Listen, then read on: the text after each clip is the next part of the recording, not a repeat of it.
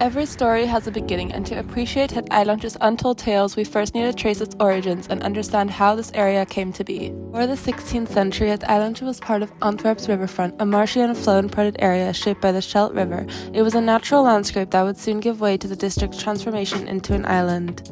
By the 17th and 18th century, Eilandje had become a thriving port district with bustling docks and warehouses. It played a crucial role in Antwerp's prominence as a center for global trade.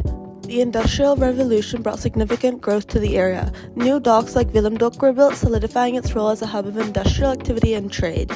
The 20th century saw the area decline due to wars and changing trade patterns. Once a thriving district, Het Eilandje became characterized by abandoned warehouses and derelict docks. Now, moving on to the late 20th century, urban planners began reimagining Het Eilandje. Efforts to preserve its historic charm while modernizing the area set the stage for its next transformation.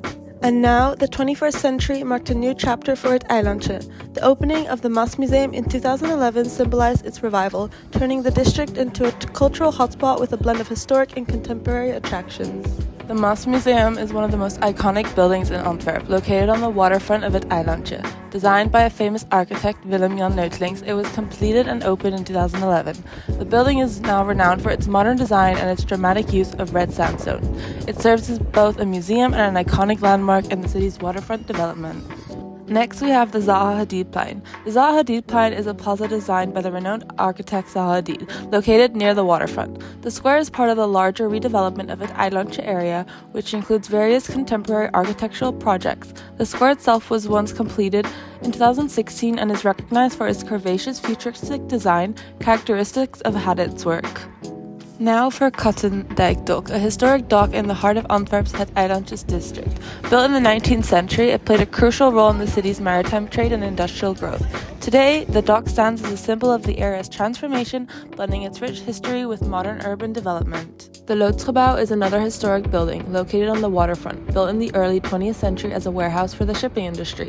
It has recently been redeveloped and is part of the district's broader regeneration. The building is known for its industrial architecture and its role in the transformation of the area. Last but not least, we have the Red Star Line Museum, which is located in the former shipping company offices and warehouses on the waterfront. It tells stories of the millions of European immigrants who sailed to America between 1873 and 1934.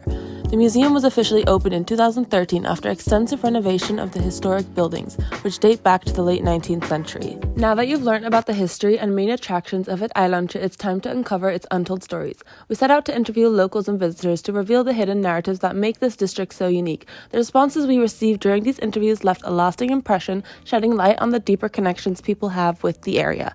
Now we'll share the most impactful and meaningful stories that truly highlight the spirit of Het Eilandje and its evolution over time.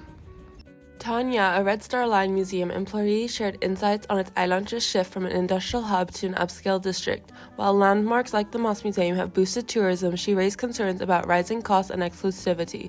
Tanya stressed the importance of maintaining affordable spaces and preserving the area's multicultural heritage. Whilst Vin, a Maasmuseum employee, discussed its Eilandje evolution into a vibrant cultural hub. With the museum's view and local bars attracting diverse tourists, he noted tourism's economic boost but also the rise in housing prices from short-term rentals. While sustainability efforts are in place, Vin emphasized the need for better cultural education to connect tourists with Antwerp's heritage. And as for Maurad, a local business owner, he discussed Het Eilandje's gentrification, transforming it from a working-class area to an upscale district. He noted the increase in tourists, particularly from the neighboring countries, and mentioned the rising property prices, with an apartment near the Maas even selling for nearly 1.2 million euros. The untold stories of its Eilandjes highlight cultural dynamics between its history. Hofstede's dimensions reflects its gentrification when rising property costs create disparities, echoing Tanya's concerns about affordability. Hol's high and low context model shows how its multicultural heritage connects with locals, while international tourists often miss key narratives like the legend of the hand, revealing cultural gaps. In Butler's model, Het Eilandje is in the consolidation stage, thriving with attractions but facing sustainability challenges. On Doxy's Iridex, it's shifting from euphoria to apathy, balancing economic growth with local strain.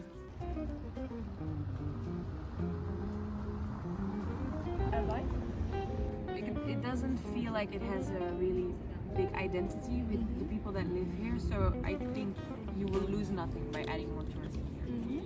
And you have a lot of like restaurants and bars and museum that just work fine. In the summer, but it's not really that unknown. The city hosts an open air cinema at the next to the water, which is very fun. You can bring your own chair. That's good. And that's really nice. Is that only for locals? It's free. You just take a chair and you can join. Yeah, the museum behind us. Yeah. And in summer, there's a lot of like tiny festivals and summer bars and there's an art center right around the corner here, also, which is really nice.